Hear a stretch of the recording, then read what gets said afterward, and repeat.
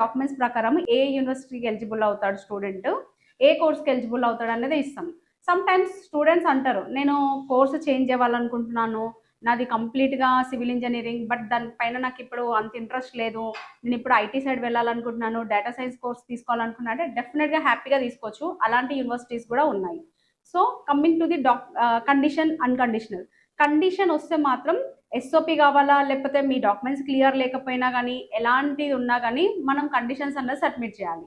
Condition submit చేశాక మనకి fee condition ఉంటుంది. ఫీ కండిషన్ వచ్చేసి డిపెండ్స్ ఆన్ యూనివర్సిటీ. ఇనిషియల్గా ఒక 1000 పే చేసి ఇంటర్వ్యూ ఇవ్వండి. తర్వాత ఇంటర్వ్యూ క్లియర్ అయిపోయాక ఏదైతే కండిషన్ ప్రకారం 50% పేమెంటా, లేదు 75% పేమెంటా, లేదా ఇనిషియల్గా 4000 పేమెంట్సా, 5000 జీపీపీ పేమెంటా అన్నది ఉంటుంది.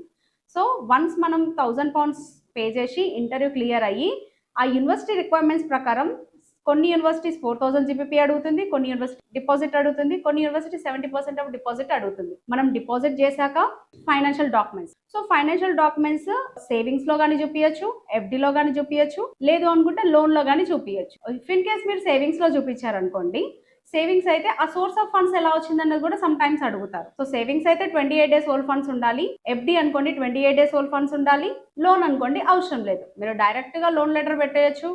క్యాష్ లెటర్ అన్నది యూనివర్సిటీ ప్రొవైడ్ చేస్తుంది. మనం ఎప్పుడైతే ఫైనాన్షియల్ డాక్యుమెంట్స్ సబ్మిట్ చేస్తామో వాట్ ఎవర్, అంటే మనం లోన్ కానీ పెట్టొచ్చు, సేవింగ్స్ పెట్టొచ్చు, ఎఫ్డి పెట్టొచ్చు.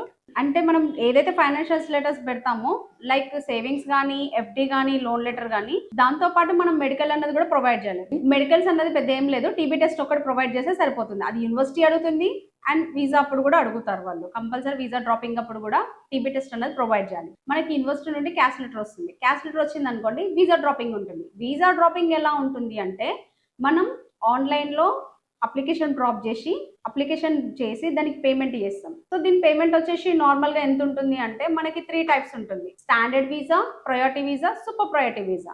నార్మల్గా స్టూడెంట్కి మనకి టైం ఎక్కువ ఉంది యూనివర్సిటీకి, మనకి ఎన్రోల్మెంట్కి అనుకుంటే మనకి ఆఫర్ లెటర్లో మెన్షన్ చేసి ఉంటుంది కోర్స్ స్టార్ట్ డేట్ అన్నది మనకు మెన్షన్ చేసి ఉంటుంది. దాని ప్రకారం మనకు టైం ఉందంటే స్టాండర్డ్ వీసాకు పోవచ్చు, లేదు అనుకుంటే ప్రయారిటీ వీసాకు వెళ్ళొచ్చు. 10 days లో నాకు రిపోర్టింగ్ ఉంది కంపల్సరీ నేను వెళ్ళాలి అనుకుంటే సూపర్ ప్రయారిటీకి వెళ్ళొచ్చు. సూపర్ ప్రయారిటీ వీసా అన్నది మనకి 2 days లో డెసిజన్ వస్తుంది. ప్రయారిటీ అన్నది ఏంటిదంటే అట్లీస్ట్ 7 days అన్నది మనకి డెసిజన్ అన్నది వస్తుంది. స్టాండర్డ్ వీసా అనుకో some times it's will take 15 days, 20 days, 26 days. So అలా ఉంటుంది అనమాట.